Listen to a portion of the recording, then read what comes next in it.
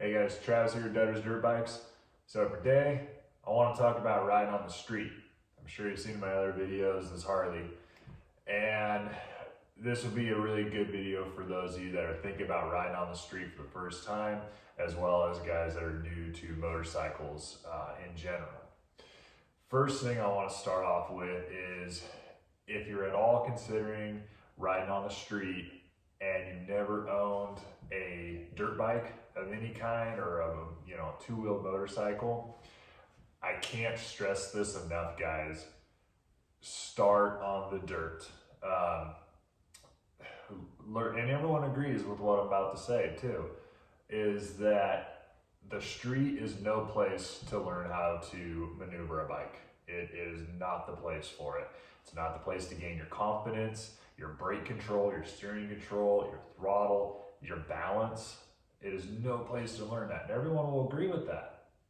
Yet, I see so many people going out and buying street legal, enduro dirt bikes, a Harley, a crotch rocket, whatever you want. And it's a really bad idea. I get it, I understand. Why would I want to spend the money on a dirt bike just to learn how to ride, to sell it, to go get a Harley Davison or go get an enduro bike, whatever. Totally get it. But I can't stress this enough, guys. You gotta learn how to balance your bike, maneuver your bike on the dirt. And I'm not talking about grabbing your buddy's dirt bike and riding it for a weekend. That's not enough time.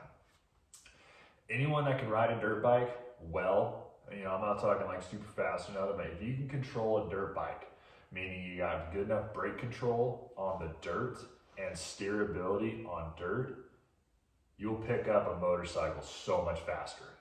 So please do that. Yes, just because it's not the place to learn. So now that I got that out of the way, the three most common bikes that people like to choose from is, for starters, an enduro dirt bike. These are a great, easy to ride bike. They're very maneuverable. They stop okay, they turn okay braking and power, So that's a good entry-level bike to start off with. Another bike is, now keep that in mind, they're very lightweight. Lightweight bikes out on the road are going to be a little more floaty out on the street. You got wind, you got big semi trucks that'll push you around just with the wind. So keep that in mind. For a newer rider, it can be a little spooky. And then keep in mind, the more suspension travel your bike has, the more it's going to dive. So that can disrupt your balance on braking and turning. It'll give you a little more traction, but it's something to consider that enduro style dirt bikes are not the most street worthy. Yes, you can make them street worthy, of course, but they weren't designed to be that way. But not a bad option because they are easy to ride, especially in town. Second option is one of these big old pigs. This is an 07 Harley Davison Dyna Lowrider. When my dad passed away, I inherited it. And I grew up, of course, riding dirt bikes my whole life. And my old man had motorcycle street, Harleys off and on. So I did get to grow up riding those.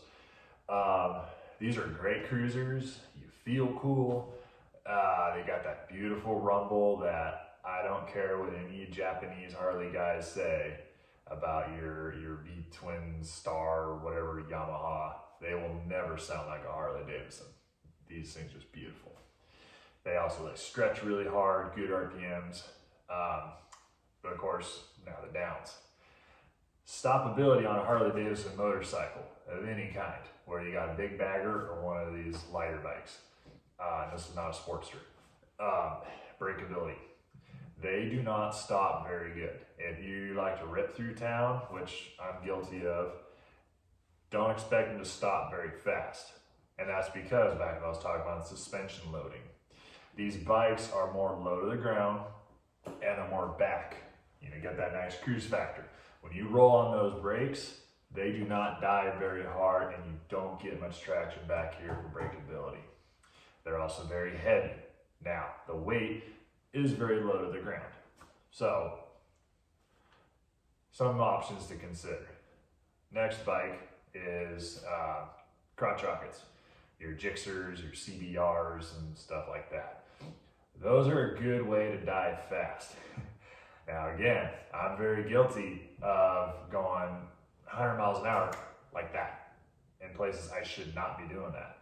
Into turns on, on one wheel, in a wheelie, on a 1,000 on a liter bike, very easy to do. Whoa! But what you do get out of a crotch rocket, guys, is really good brakeability, good turnability. They are fairly maneuverable until you get up to speed.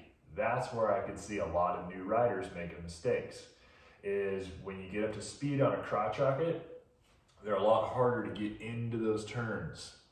So when you're going, let's say 80 miles an hour into a turn, and you go steer, that bike does not respond very fast. It can dive way into those turns and get really aggressive.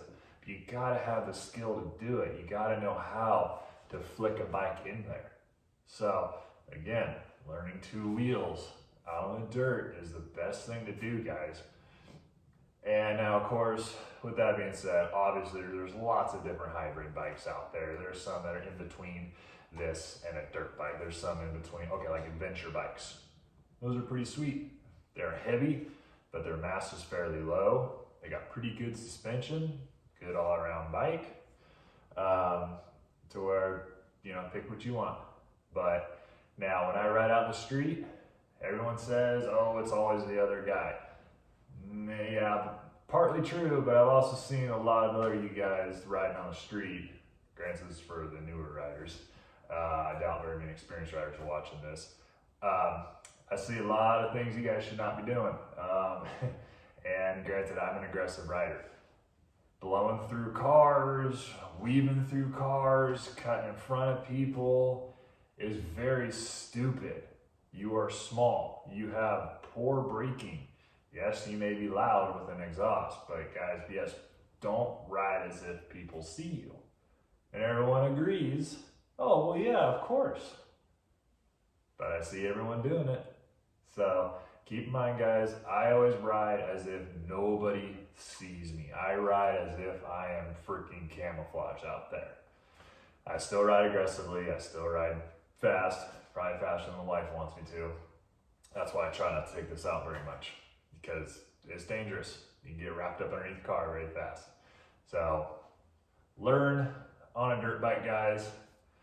Pick something that's within your level and ride as if nobody sees you.